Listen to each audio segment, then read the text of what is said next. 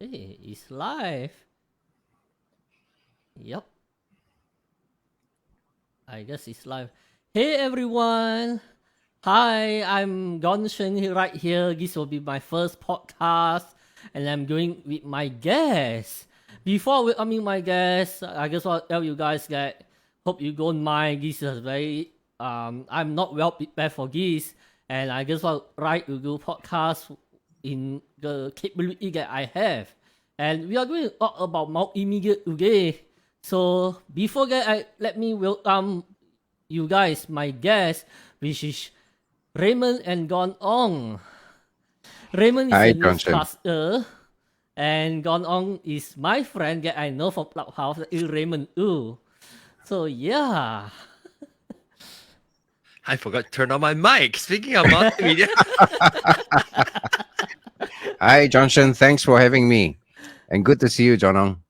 good to see you too, Raymond and JohnShen. Exciting first podcast. Yeah, I Yay! think Congratulations.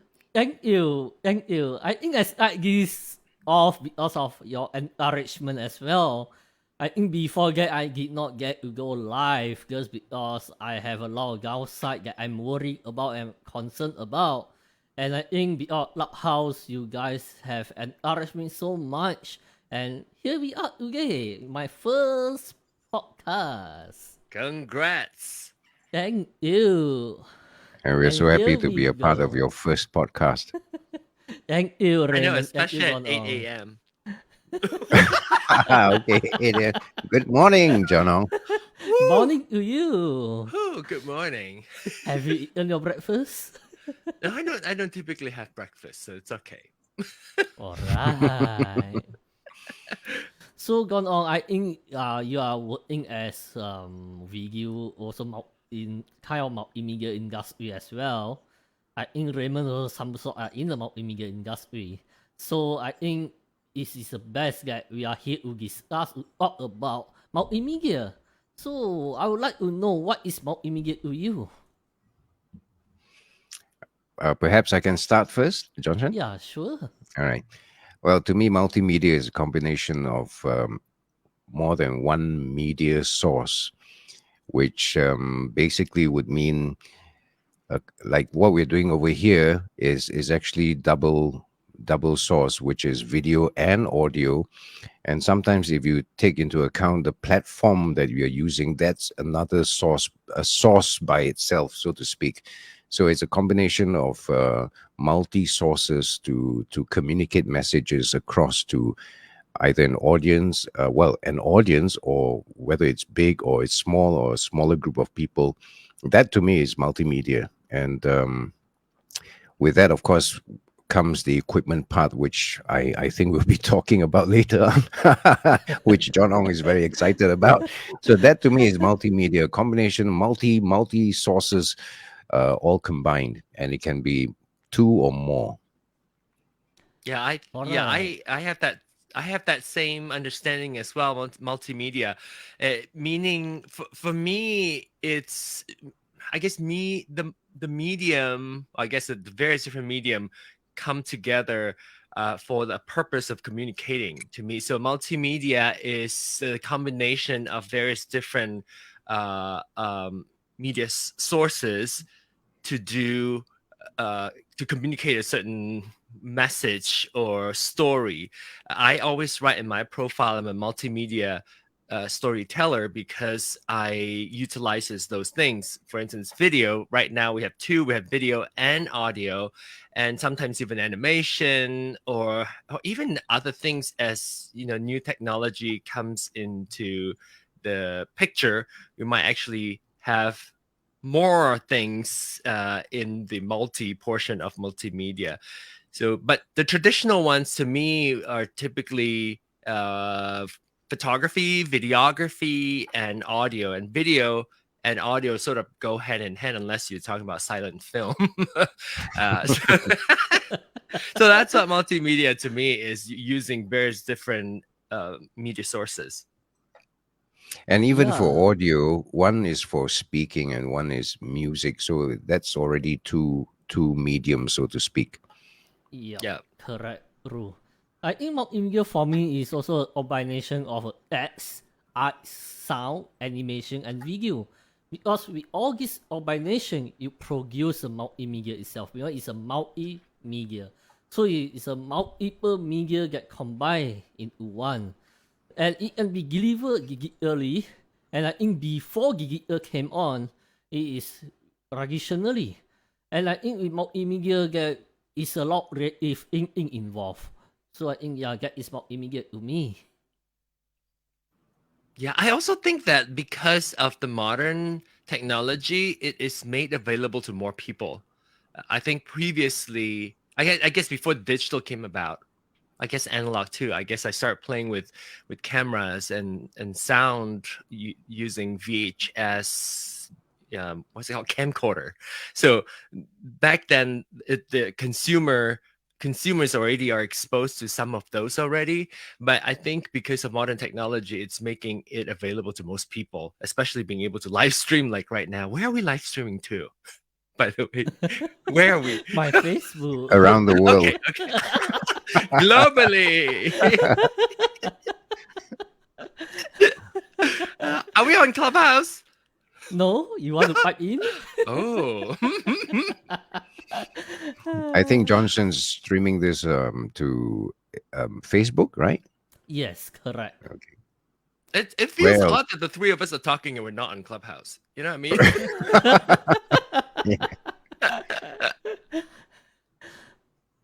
Yeah, I think the next one is I wanted to mention about what is a major use in multimedia. Well, I think the major use is communicating, like John Ong and I also mentioned, either a message or it could be music, and there could be a message in the music as well, and of course any other information or data. Sometimes it's just information or just data that you want to transmit to another party, whether it's single party or multi parties. And I think that's what it is for me. Yeah, and also expression to add to that is I feel like expression is another thing. How do you communicate about yourself? How do you express it? Like, for instance, if I sing a song, I want to express a certain emotion. Usually that comes with a little bit of stories as well. So yeah, expression and communication. JohnShen, will we be having a demo of John Ong's singing? Have to follow me on Clubhouse. At That's John a nice Ong. one. At John Ong. Yeah, I think for me, the major use of multimedia is very good applied to education because student is something somehow they wanted to love in an interactive way. So multimedia form will really apply to education sector itself as well as businesses. Because in business, multimedia can do a lot of like promoting, marketing, also advertising that attract you, like how Facebook it promote to us. So also in entertainment can be used as well. Because entertainment have a lot of animations. It can be stop motion, and all of that are using multimedia content. So I that is actually, yep. sorry. I actually went into this field because of my great interest in. My interest started with audio and video. We got a VHS camcorder, and I was already starting to film things, and of course that comes with sound as well. Sound is with the mini compo that I had when I was growing up that has a Oh my record God. function. Wow. I've not Mini heard the phrase mini compo for ages. Wow, that brings Mini back compo. memories. Yes. Oh, I'm a little Yeah. shiny. I just saw my picture. I'm a little shiny. Mini compo. Wow. Mini compo. And mini compo has the record function where you can record things. And I would do my own radio drama because I'm also very fascinated by radio drama. And then finally, when I got into my first job, right? And so I went to school for broadcasting and film, but then my first job when I first came out, it was right around the late 90s. And that is when motion graphics came into picture. In fact, there wasn't a name for it. So it's essentially using graphic design, but make it moving with motion. And that became another layer, another platform, another medium now to communicate. So I did TV commercial for more than 10 years using motion graphics. So that to me is another thing. So I'm always drawn to multimedia somehow because of the interest that I had with video and audio at a very, very young age. Yeah, I think I also started somewhere around like my primary school. I learned about multimedia, but I was not so into it back then, just because that I feel like it is not so important. Until I went into high school, then I realized how important multimedia about. So that also started my interest of photography and also in audio. So on the audio side, I'm quite interested. Make it as a hobby, while photography now I have converted into my full-time job. Oh, that's awesome. How actually I'm curious Mhm. how because I left Malaysia when I was 21, so that was many years ago. 1995 I left Malaysia. So I don't think I went through any education that taught us multimedia or even exposed us to multimedia. I don't know what school was like when you went to school. Did did you have like extracurricular activity that involved multimedia or an actual class about multimedia? I think this will came out with a story of I am not really concentrate in school because most of the time I'm sleeping. That's a medium. Yeah. Dreaming is a medium. But I'm very lucky that I've got a sir that I would say a very good friend of mine as well, who know that I can't really study, and I think he give me a lot of spaces in school to do like photography and repairing computer and IT stuff, including sound system.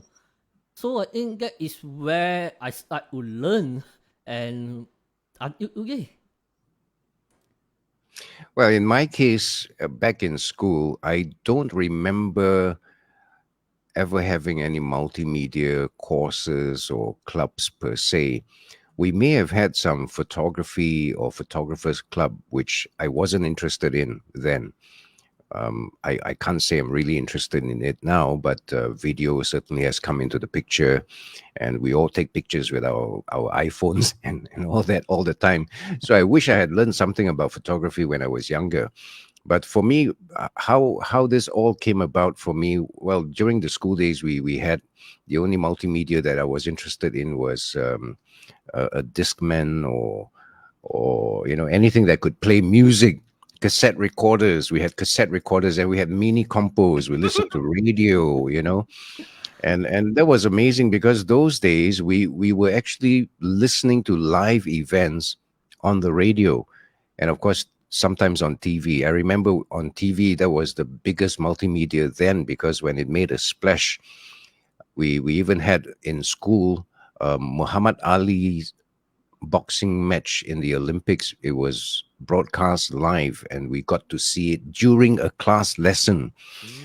Mm. That was really something.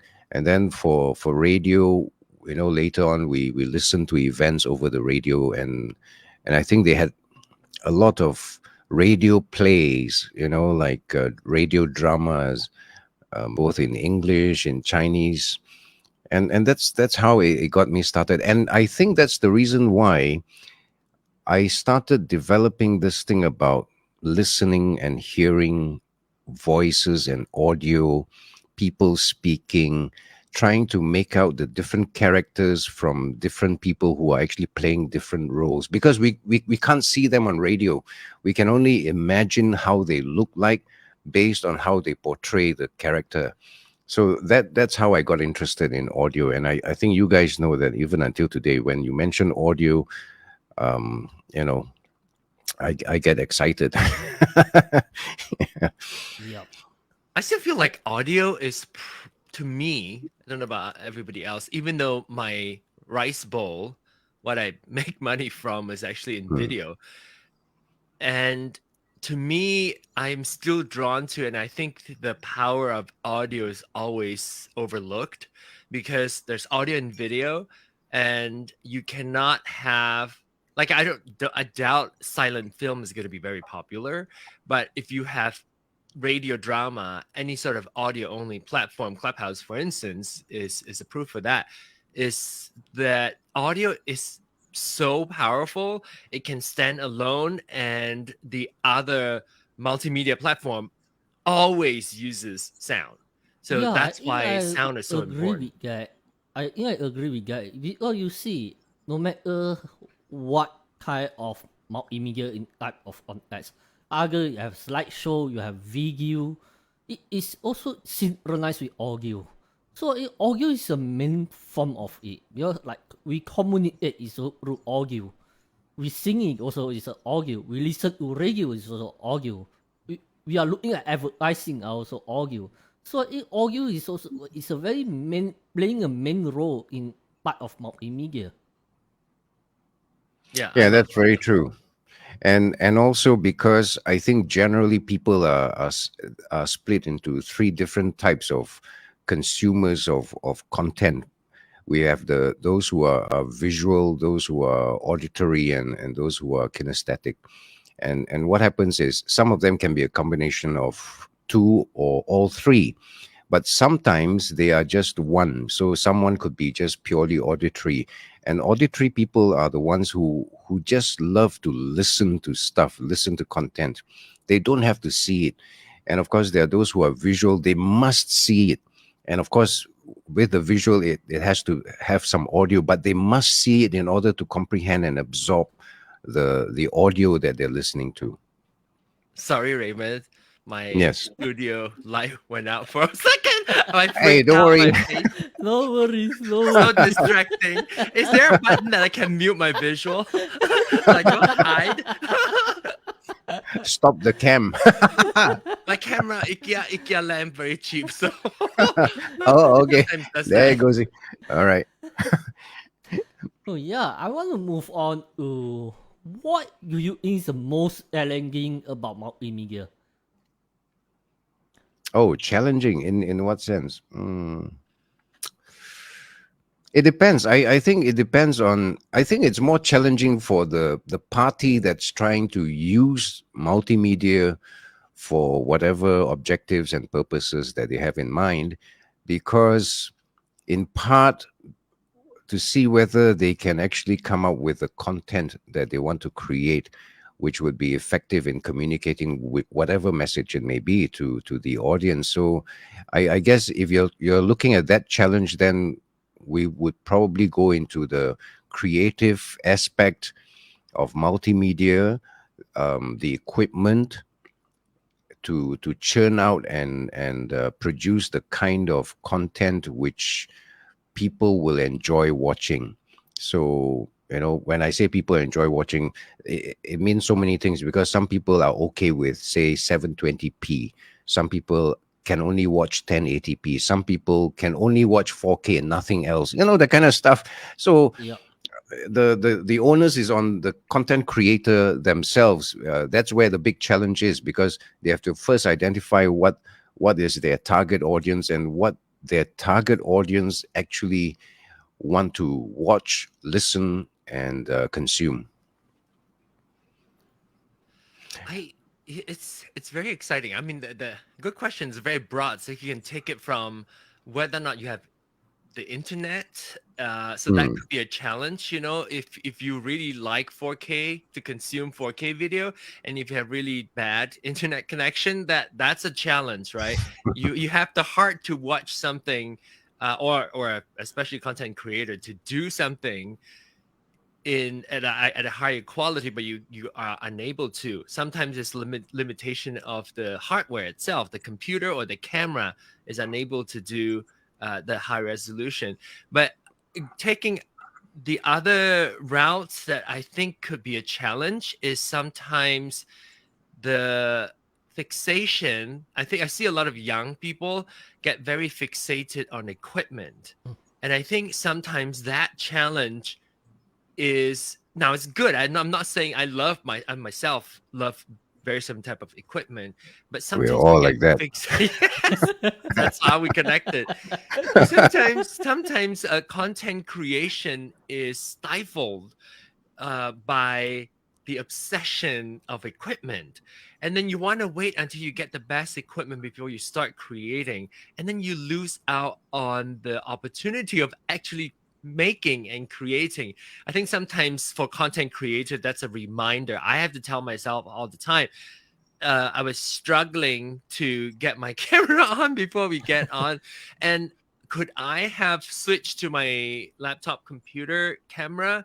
Yes, I was like obsessing trying to get this camera on because this studio looks the best and hopefully me looks better too. So I think obsession with equipment sometimes could stifle the content creation itself. I I totally think. agree with you, John Ong, but Mhm. I have to say this, JohnShen, I actually take my hat off to you because you kicked off this podcast simply based on whatever equipment that you currently have already. And Yeah. I know as time goes by, the more podcasts you do, obviously you're going to sort of upgrade your equipment. But I really take my hat off to you because you can actually make the decision and just go ahead just with whatever equipment you have. And I believe your headphones are your earbuds now, right? So Yeah. that one, I really take my hat off to you. I And I think agree. for anyone else who wants to do podcasts, just do it with whatever you have. Don't obsess over equipment, because the idea is once you get it started, then only you'll find out what you really need to upgrade. Otherwise, don't bother to upgrade. Just go ahead. So, hats off to you, Johnson.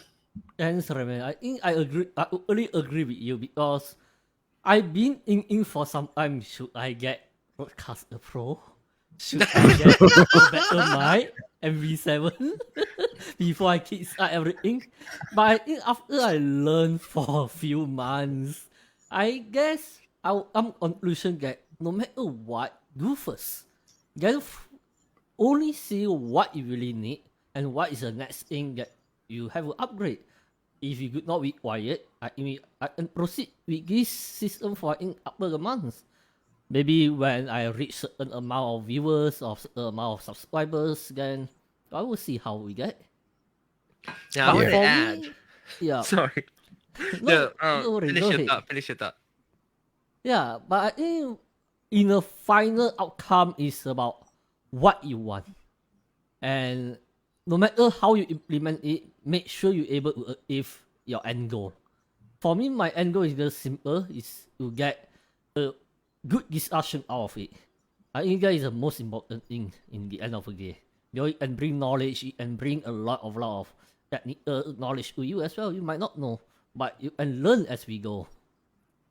Yeah, I wanted to add my microphone, lighting, studio setup was because of my podcast, right? And I wanted to set the context that I started the podcast in 2000.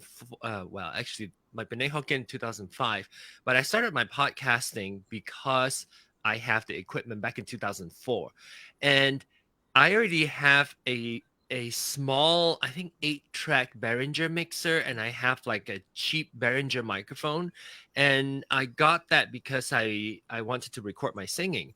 So I have the equipment already. So I was drawn into podcasting because of the equipment.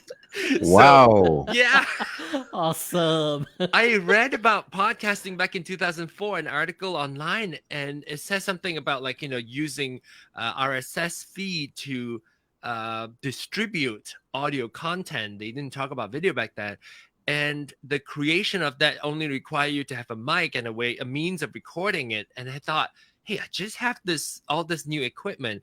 I might as well try to use it. So I was I was exposed to it, simple equipment at the in 2004, but over time you can go back to and look at my YouTube video of my podcast.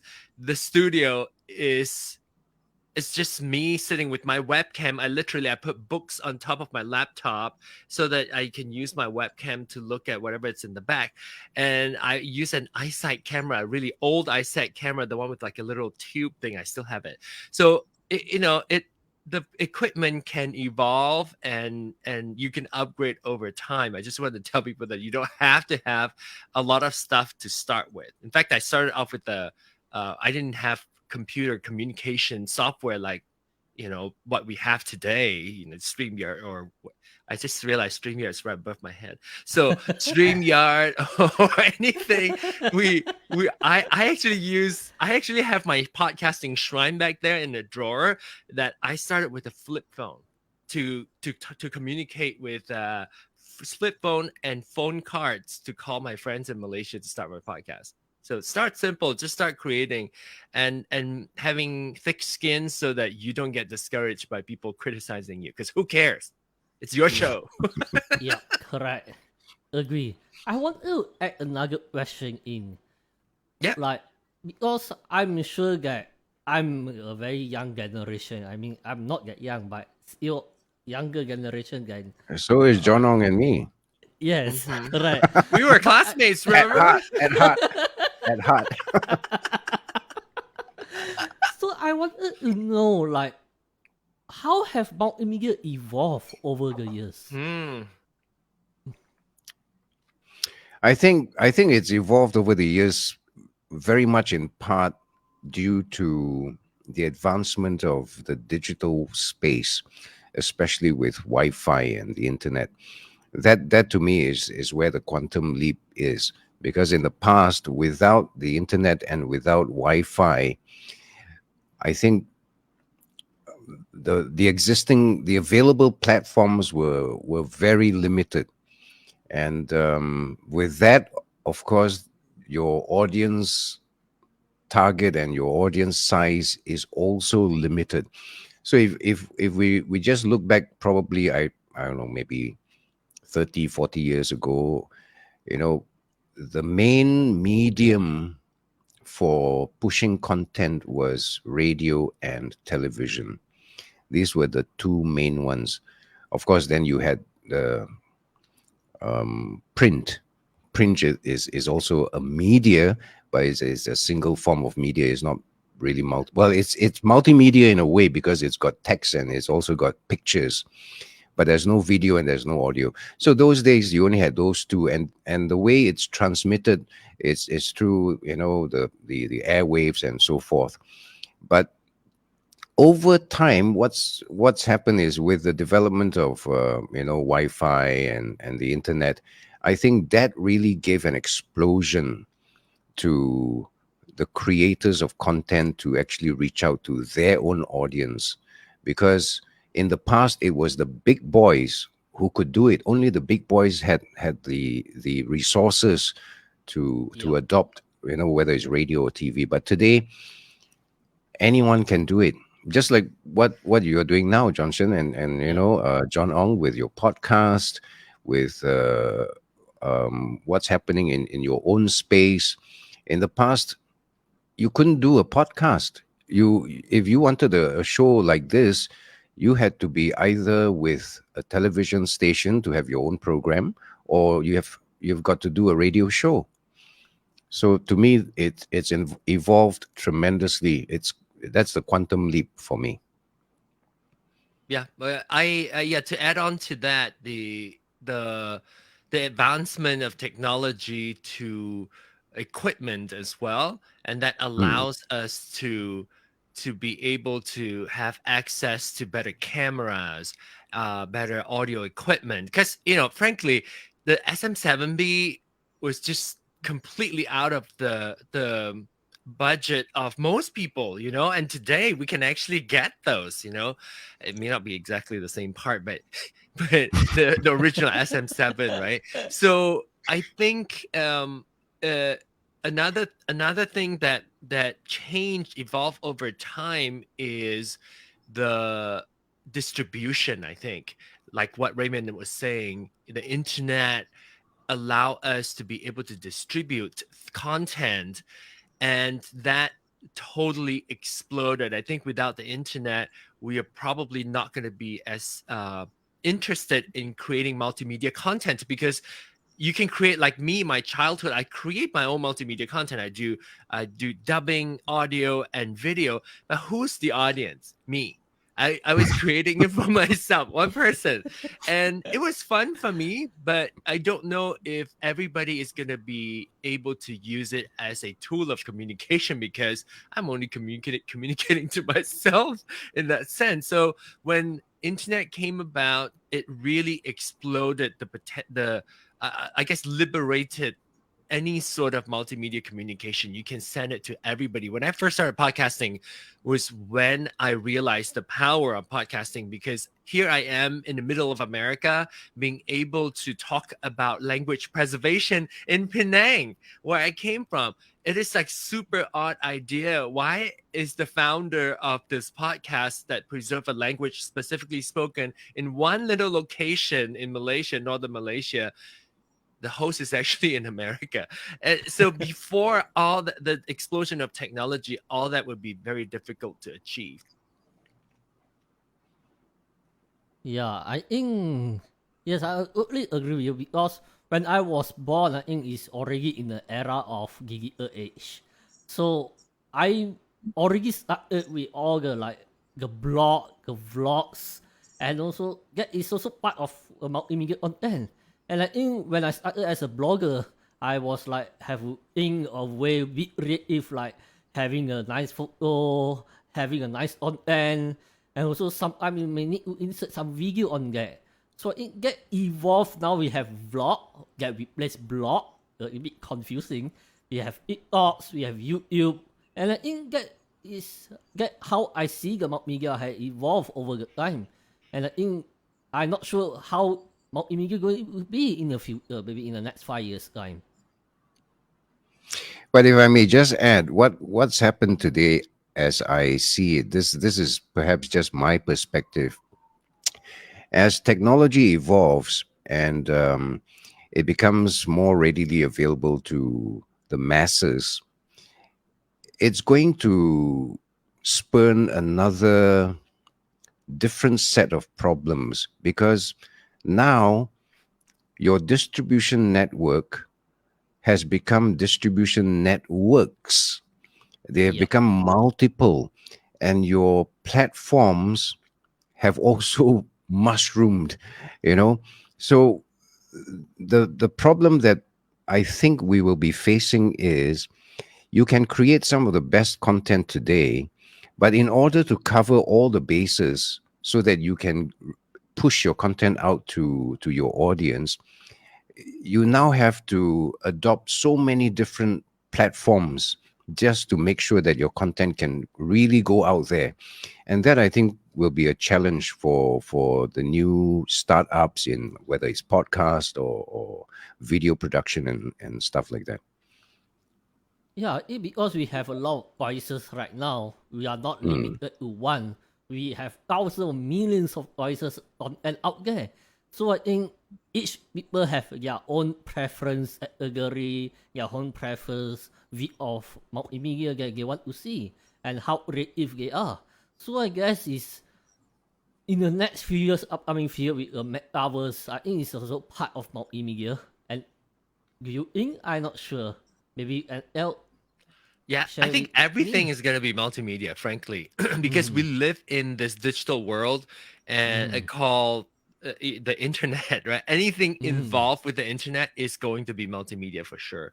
And I think the fundamentals are the same. Audio is still going to be audio, video is going to still be video, photography, writing, like blogging and all that, or any sort of content, right, that we read will still be the same, but how we use it is going to be very different.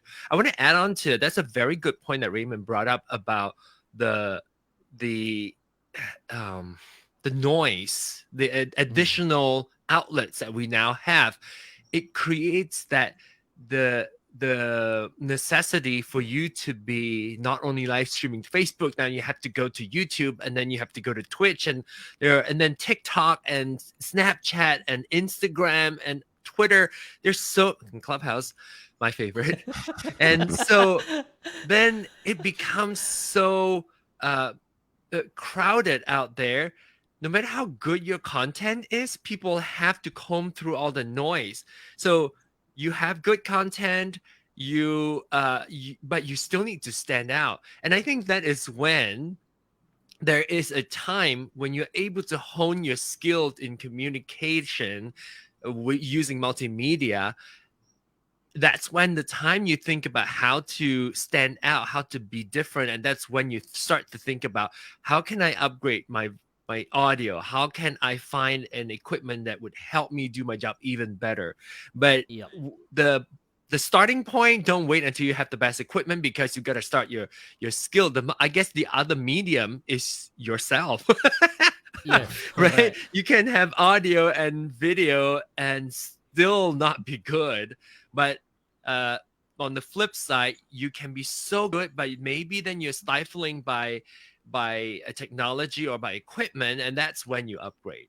So that's why I'm fascinated Yeah, I by. think that is a very good point because that is how I started, and I think because I was thinking of starting a podcast actually way back long, like few years ago, but I was having the downtime and I'm stuck in the environment that I am doubting. Should I have equipment first, or should I improve myself first? And I think that was a very gut moment that I have, and until recently I sought all this out, and here we are. And I think you kind of have to have both, at the same time. Today it's much easier. Back then, when I was growing up, before smartphone or even like just handphone, it was, you got to have some sort of an equipment, right?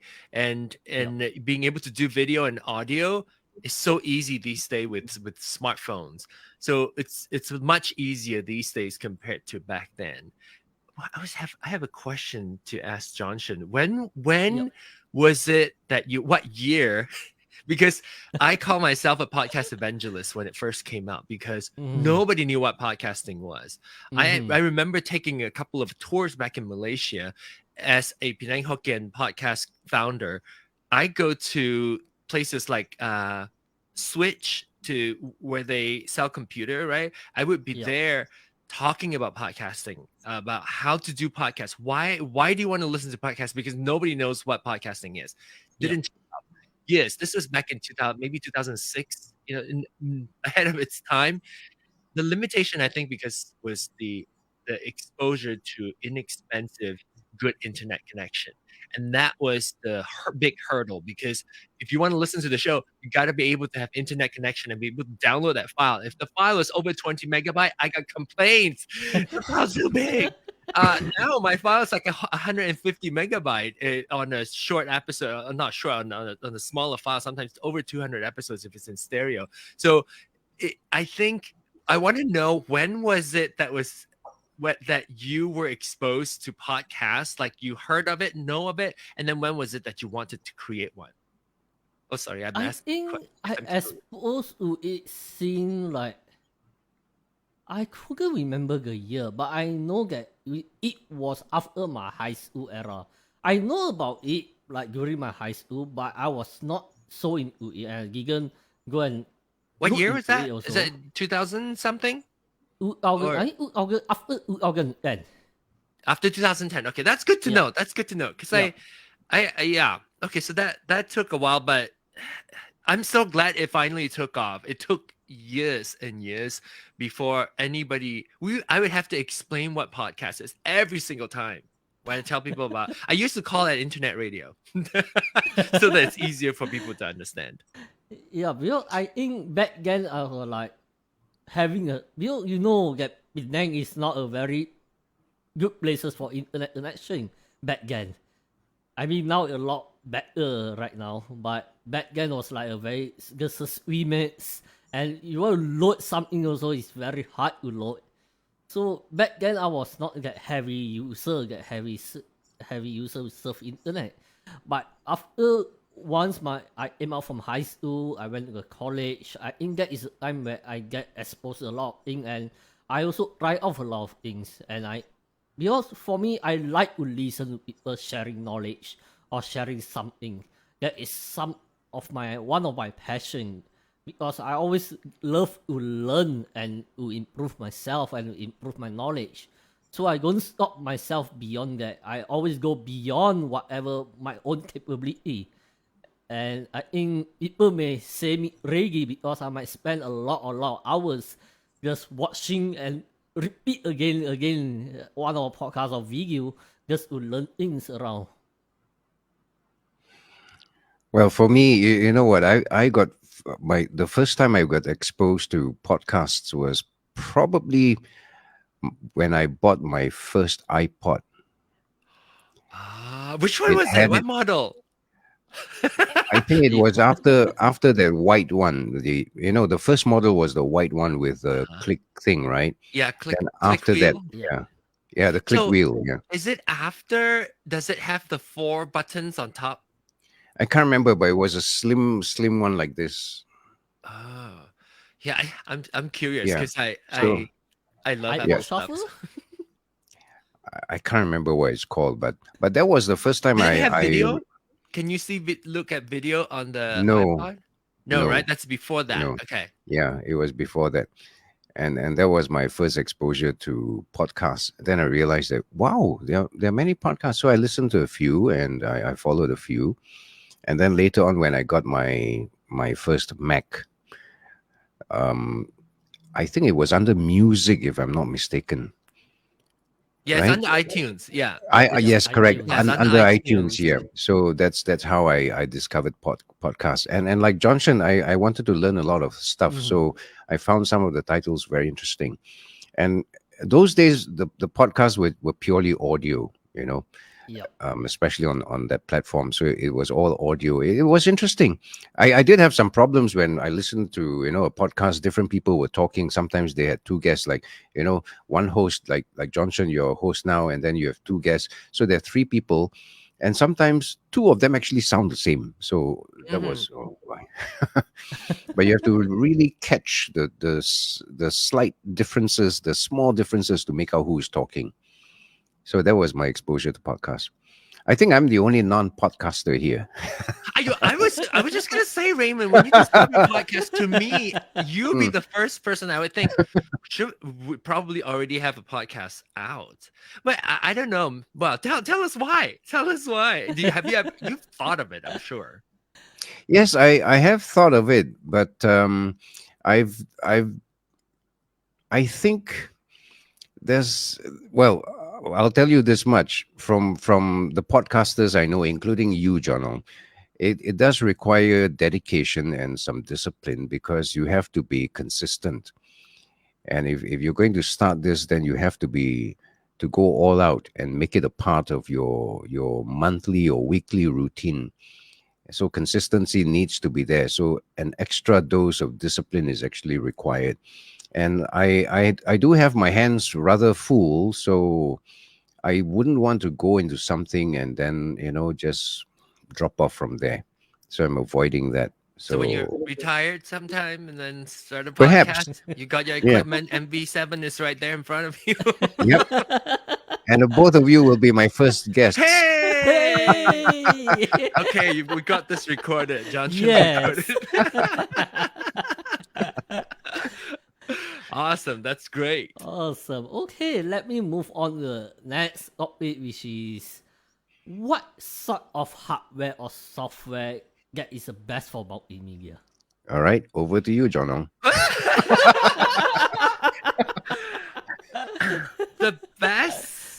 the best hardware is the one that you have with you all the time, available to you all the time. I think there will be a time that we can talk more specifically about assessing what you already have and then think about what's next for you, right? But I think to most people, the best one is the one that's available to you right now. And I'm talking about budget, so how much money you can spend on it, or whether or not you have an iPhone or an Android phone, a smartphone. You already have most of the things that you need to be able to do what you need to do.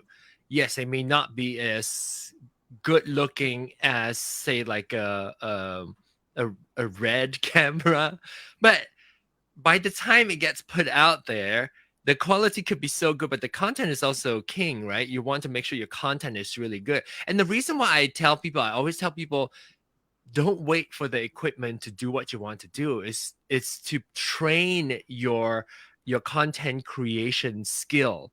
Because if you wait until you get the equipment, you have the best equipment and you put it out there, but your skill is weak. It shows when your video quality is so good and audio quality is so good.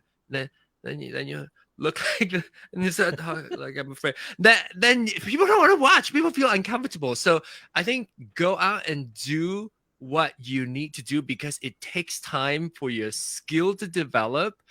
It only takes money to get better equipment, but it takes time for you to get better on camera or on recordings. So I think the best equipment is what you have.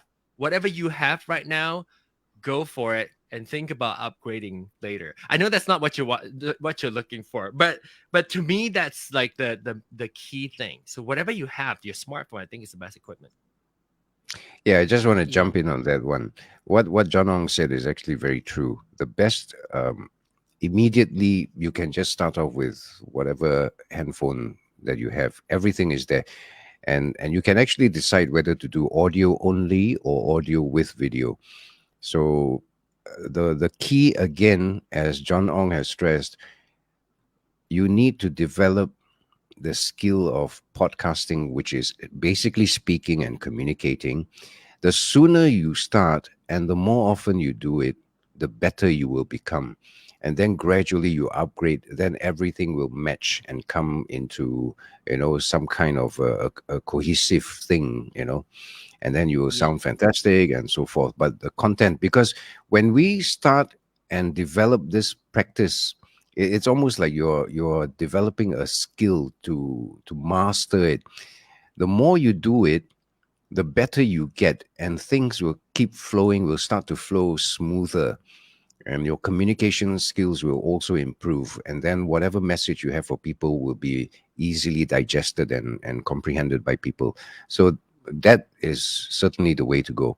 And I just wanted to add in, you know what, when I first did my Zoom training sessions with some of my students, I was only using a laptop, using the 720p camera on my laptop, using the microphone on my laptop, which now, today I know it sounded awful, but the students still got what they needed in terms of guidance and teachings and the knowledge and the lessons. But it's so much better now with a better camera, with a better microphone. But if I had waited to get all this, then I think um I would have shortchanged my students. They would have waited ages. you know? Yeah.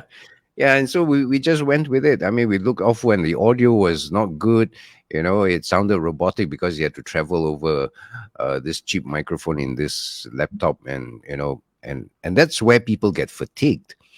People get fatigued because your audio is not good, your visual, your video quality is not good. So that's where I learned. So now back to equipment, John Ong. Yeah. Oh, okay. Equipment. So, yes, equipment. I don't know what is the best. That's a tough one. I can say for myself, I think it's difficult for other people. I think because everybody comes in at a um different part of their journey, right? So let's set skill set aside and just talk about Okay. equipment. All right. So I think a good microphone is so crucial and so overlooked, especially with people who love visuals. Sometimes they overlook audio. I think audio is 50%, if not more, of a video content.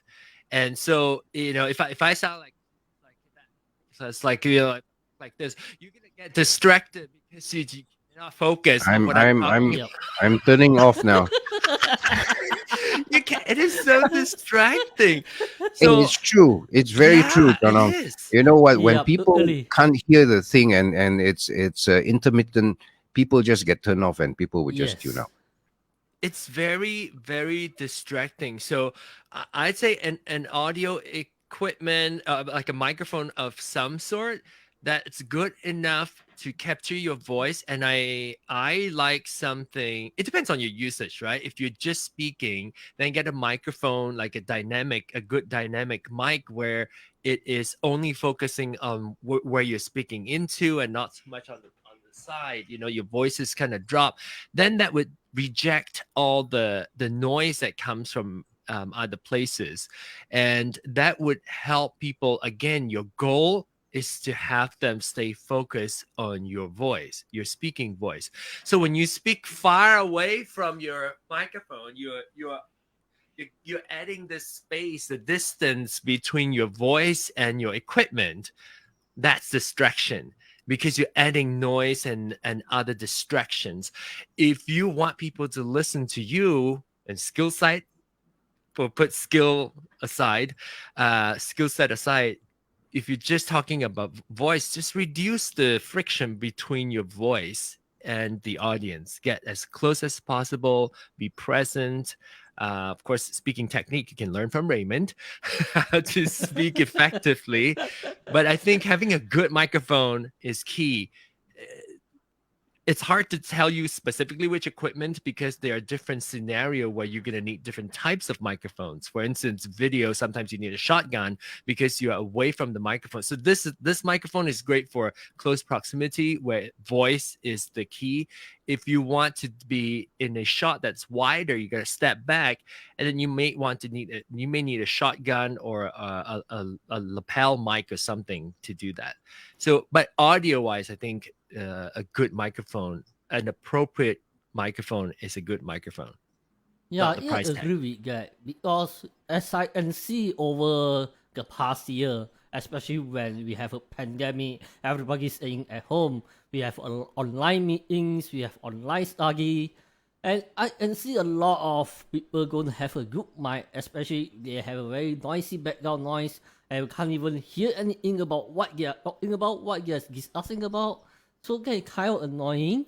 But I agree that equipment is not that important, but have at least a better mic that can help you to have clearer sound, that will help you instead of your, like, let people understand more and let people understand clearly what you are talking about.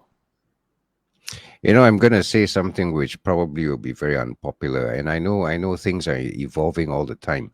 But if you have a laptop, any built-in camera or any built-in microphone is just not up to the mark for me, in my opinion. And I know things are evolving with, especially with the launch of the new Macs and all that, everything has become so much better.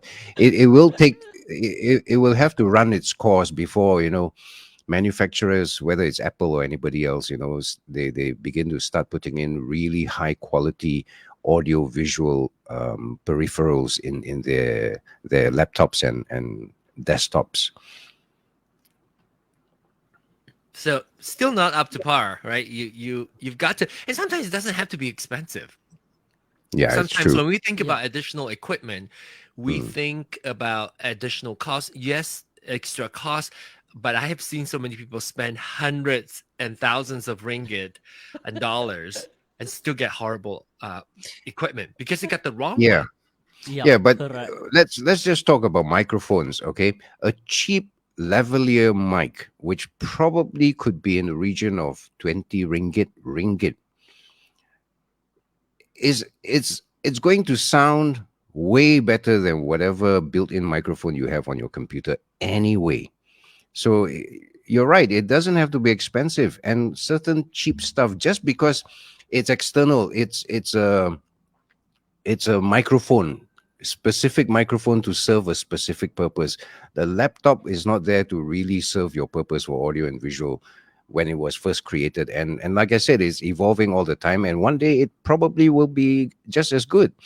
But for now, any external microphone, which is a standalone single purpose equipment, will do way better than whatever you have built in. That's my experience. Even Pasar Malam microphones can be Yes, better at times. yes, yes, I agree totally. Oops. What was that? That was that. Interaction. That's a run in. That's graphics. That is multimedia. A chiron, or what is that? Lower third. I think maybe he was trying to eject us. No. It's like, you And it speak didn't too much. work. Bye.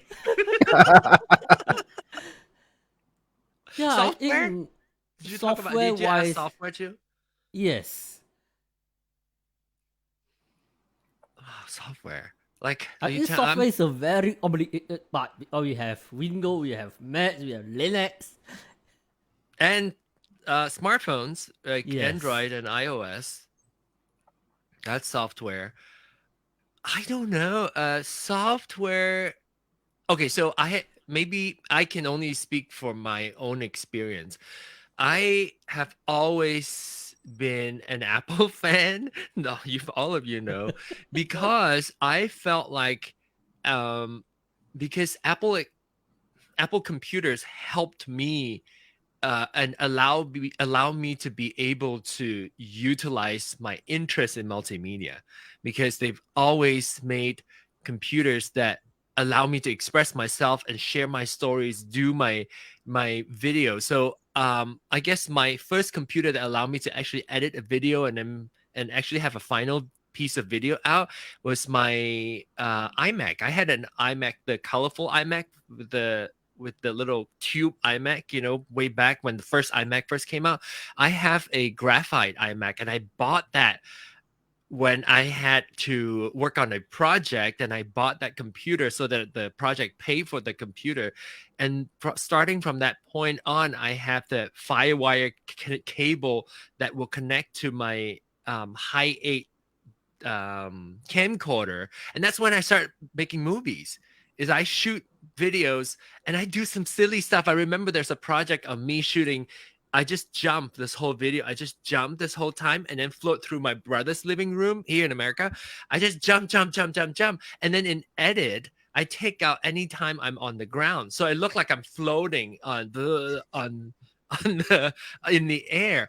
So that exposed me to creatively generating content. And so if you ask me, it's iMovie, because I was first exposed to video is being able to edit stuff in iMovie easily. Well, I guess I learned editing in college with like tape equipment, like analog stuff. But when the digital like the software comes into play, earlier I was using like tape deck to edit, but when the digital software comes into what we call non-linear editing, that's when things get super exciting for me. I think iMovie. for me, I was like back in high school, I was like using the software like it's a video editing software like Corel something. I'm not sure. What? Corel? Oh, that sounds familiar. It's actually a drawing app, right? Corel Draw? Drawing. Yeah, if I'm not Corel Draw is mistaken. another one, but I'm That's not sure another what thing. is the name. Oh, I have it's forgotten. is It's a it- very is that on famous Windows or Mac? video for Windows. Avid? No, another one. Oh, for Start with- Windows. Oh, I don't know. Sorry, never used Windows. I think Mac. I got not sure if Mac have it or not because back then I'm using Windows. It's a video editing software back then, and I think that it will be my first software that I use to edit video. Back then was like a very low resolution. Yeah, I mean it's probably standard definition, 640 by 480, probably. Yeah. Wow, you guys got to know something. I only started learning how to edit video last year. Late boomer. Because yeah, I've never edited videos before. I mean, because in my work, you didn't have to. we have our teams, we have other people to edit for us. But when I wanted to do my own thing, and then I had to edit, and what was it? iMovie. Yeah, see, that's what I yes. used. I Had think to learn. iMovie is very powerful. You can of course iMovie has changed over time, but still it's a very useful software because you can edit audio with it too. I mean, you can't do too much, but you can actually just edit audio and just audio clips and put together a podcast if you don't want to use other audio editing software like any digital audio Wow, workstation. sound like I missed the show because What when I show? go to Mac, I was like using Final Cut Pro. You went straight to Wow. it. You're now Wow. you're just showing off, JohnShen. Remember Why Final you, Cut Express? Do y'all remember Final Final Express? Cut Express? So they have Not iMovie, really. Final Cut Express, and then Final Cut Pro. Anyway, distraction. you mean you never used, Johnson, you never used iMovie to edit anything before? You went straight to, Yes, I went straight to Final Cut. Oh wow. wow, very advanced you. But that time was very old version of Final Cut was like 7 probably. Wait, like before Final Cut Pro, before Final Cut yeah 10. before the Final Cut 10. Yes. Okay, so it's probably for 7. Like it is stopped at 7. Final Cut 7. Yeah, it's very long time back. Very different. I'm still trying to learn Final Cut Pro 10 right now. I'm still trying to learn iMovie, so I'll be stuck with, I'll be stuck with it for many years to come. But I'll tell you one thing. When I first started editing using iMovie, it was then that I truly appreciated all our video editors' work, because it took hours, to edit for a newbie like me. And I know some of our editors, although they're good, they also have to spend quite a lot of time just to get the pictures right, the visuals right, and new appreciation, learn a new Yeah. thing. I love editing. Editing is I do like my day-to-day job. I do a lot of editing, and that is another storytelling tool, right? Some people tell stories with a pen and pencil on paper or keyboard on a computer. An editor can really craft a story with just combination series of images and sound combined. So yeah, I love editing a lot. That's really fun to do for me. That's why I don't do it outside of work. Because Mm. I am one of those people, if things that I do professionally, I dabble into things that got me interested. Like for instance, sound. I don't need to do sound at work. So when I'm done editing, now I want to go dabble into other things. I typically don't do things I do at work outside of work. I don't know why. Is that why, Raymond, you never start a podcast? Because that's what you do. You communicate with your voice as You're a right. You're right. profession.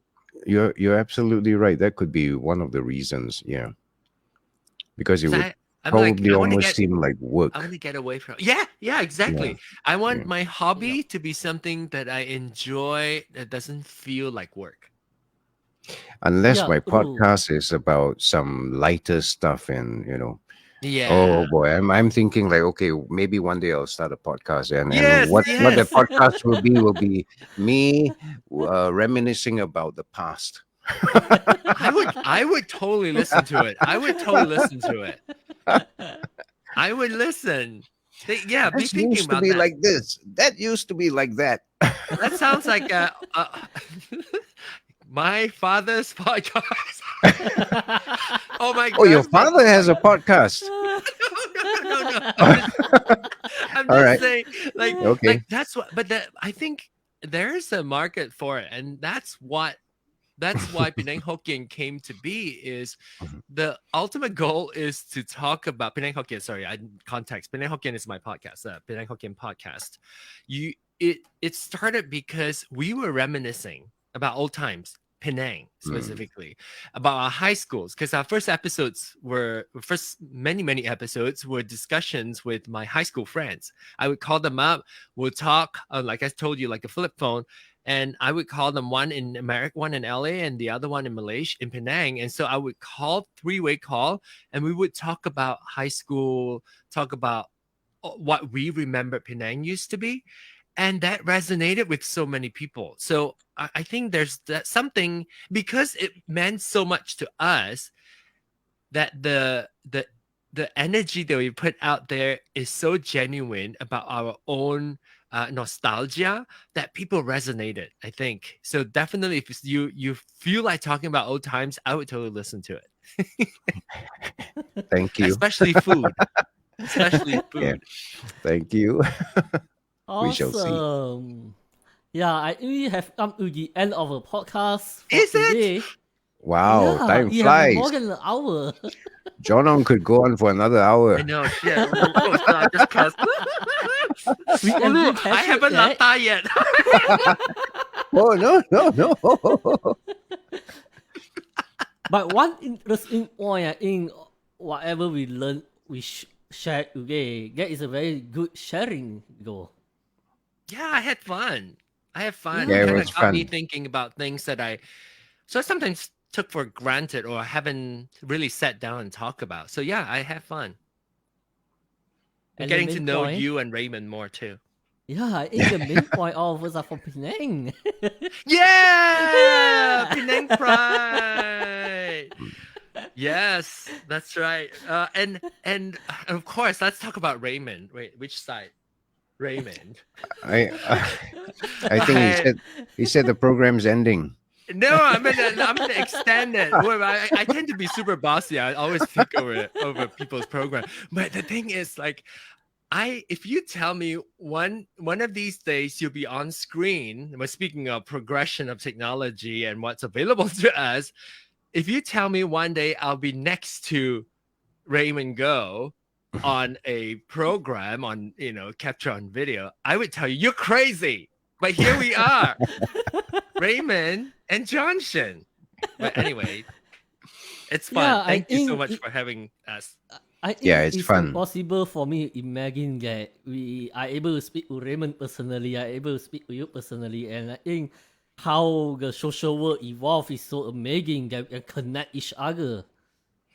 Well, I'm so blessed to be connected to both of you. And JohnShen, thanks for having me on your first podcast. Awesome. And it's really quite an honor, to be on someone's first podcast. Thank you. Thank you, Raymond. Thank you, Gone On.